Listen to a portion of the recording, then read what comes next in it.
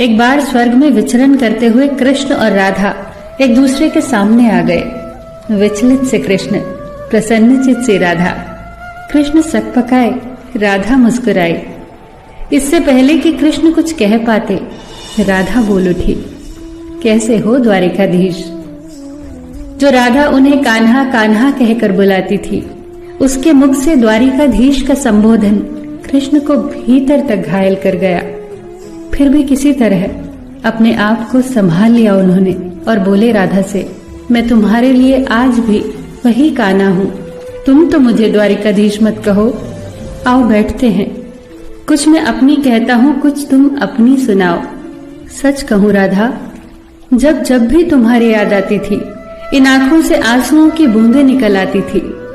राधा बोली, मेरे साथ ऐसा कुछ नहीं हुआ। न तुम्हारी याद आई, न आंखों से आंसू बहा, क्योंकि हम कभी तुम्हें भूले ही कहाँ थे।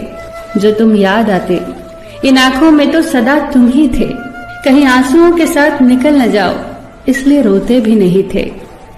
कान्हा, प्रेम से अलग होने पर तुमने क्या खोया, इसका एक आईना दिखाऊं तुम्हें।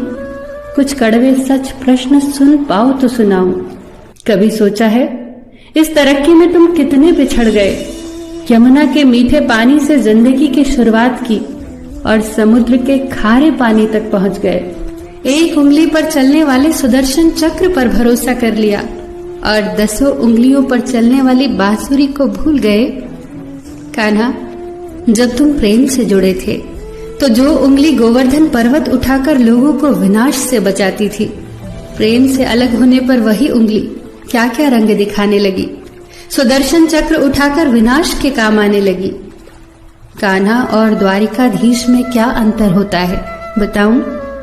कान्हा होते तो तुम सुदामा के घर जाते, सुदामा तुम्हारे घर नहीं आता। युद्ध में और प्रेम में यही तो फर्क होता है। युद्ध में आप मिटाकर जीतते हैं और प्रेम में आप मिटकर जीतते हैं। कान्हा, प्रेम में डूबा हुआ इंसान दुखी तो रह सकता है, पर किसी को दुखी नहीं कर सकता। आप तो कई कलाओं के स्वामी हो, स्वप्न दूरदृष्टा हो, गीता जैसे ग्रंथ के दाता हो, पर आपने ये क्या निर्णय लिया? आपने अपनी पूरी सेना कौरवों को सौंप दी और अपने आप को पांडवों के साथ कर लिया। सेना तो आपकी प्रजा थी, राजा तो पालक होता है, उसका रक्षक होता है। आप जैसे महाज्ञानी उस रथ को चला रहे थे जिस पर बैठा अर्जुन आपकी प्रजा को ही मार रहा था। अपनी प्रजा को मरते देख आप में करुणा नहीं जगी, क्योंकि आप प्रेम से शून्य हो चुके थे। आज भी धरती पर जाकर देखो, आपकी द्वारिकाधीश वाली छवि को ढूंढते रह जाओगे। हर जगह, हर मंदिर में मेरे ही साथ खड़े नजर आओगे। मैं जानती हूँ कान्हा, लोग गीता के ज्ञान की बात करते हैं, उसके महत्व की बात करते हैं, पर धरती के लोग युद्ध वाले द्वारिकाधीश पर नहीं, प्रेम वाले कान्हा पर भरोसा करते हैं। गीता में मेरा दूर दूर तक नाम नहीं है, पर आज भी लोग उसके समापन पर राधे राधे कहते हैं।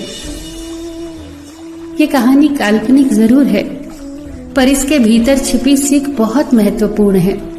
श्री कृष्ण के पास कभी किसी प्रश्न का उत्तर ना हो, ऐसा तो हो ही नहीं सकता, परंतु राधा द्वारा लगाए गए प्रश्न चिन्हों पर कान्हा मौन रहे।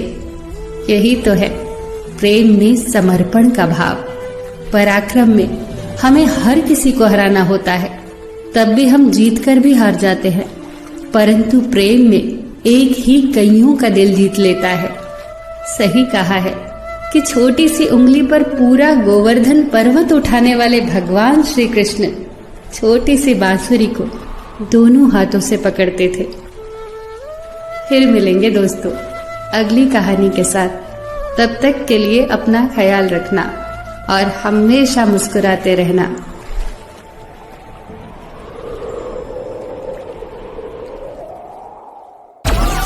डाउनलोड मौज।